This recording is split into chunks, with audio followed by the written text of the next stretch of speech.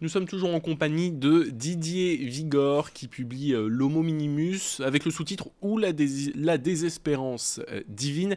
Didier Vigor, vous nous disiez que à travers cette histoire dans laquelle Dieu punit les hommes parce qu'ils sont mauvais, méchants, violents, il les punit donc en les rapetissant, ils vont être un tout petit peu plus grands qu'une fourmi, c'est ce que vous nous disiez. Oui. À travers cette fable un peu philosophique, eh bien, vous avez voulu faire passer un certain nombre de messages, mais c'est pas un essai, c'est pas de la philosophie, c'est un livre d'aventure. Pourquoi avoir choisi ce genre du roman d'aventure ? Tout simplement parce que ma jeunesse a été bercée par la lecture de romans d'aventure. Alors, qu'est-ce que vous avez lu, justement ?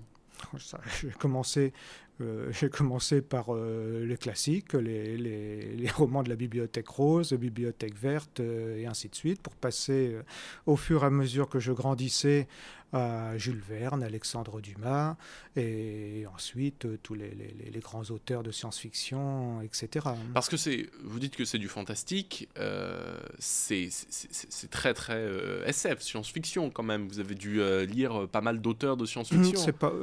Oui, énormément. Américains ? Bien sûr, oui. Asimov, Philippe K. Dick, Bradbury. Oui, bien sûr. Mais pour moi, la science-fiction, dans la science-fiction, il y a de la technique. Or, moi, ce que je fais, c'est le contraire. Puisque je supprime, dans la punition que Dieu inflige aux hommes, il supprime tout ce qu'ils avaient pu techniquement inventer. Tout ce qu'il leur laisse, en gros, ce sont des moyens pour se défendre quotidiennement. Mais les armes à feu, tout ce genre de choses, et les genres de choses encore plus complexes et sophistiquées, c'est effacé de leur mémoire, à jamais. Un roman d'aventure, pourquoi ? Parce que, vous nous le disiez, vous êtes citoyen, vous êtes révolté par un certain nombre de choses, en même temps, vous n'avez pas décidé d'écrire un essai Oui, tout à fait. Voilà, vous avez voulu que ça reste du divertissement. Je veux d'abord que les gens prennent plaisir à lire sans se prendre la tête. Au travers les aventures de mes héros, je laisse passer des messages qui, bien évidemment, me sont personnels. Alors justement, qu'est-ce qui va leur arriver à ces héros ? Alors, il ne faut pas trop en dire, parce qu'il faut que la lecture reste inédite pour les auditeurs, mais qu'est-ce qui va leur arriver ? Donc, nous avons compris que donc, le point de départ, c'est Dieu punit les hommes, ils se retrouvent à une taille réduite, d'où le titre de mon roman, hein, L'Homo Minimus. À partir de là, j'imagine une petite communauté qui va essayer de survivre, sachant que cette communauté se trouve renforcée par un petit groupe qui débarque tout juste du Japon.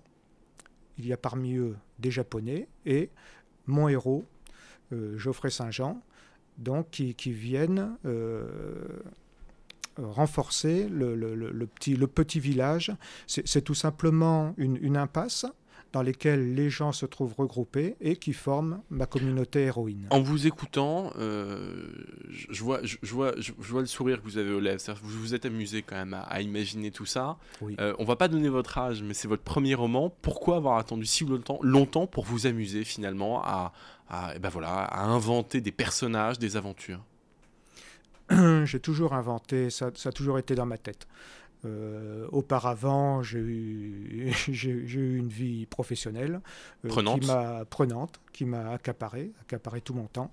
Donc, je n'avais pas le temps de me consacrer à ça.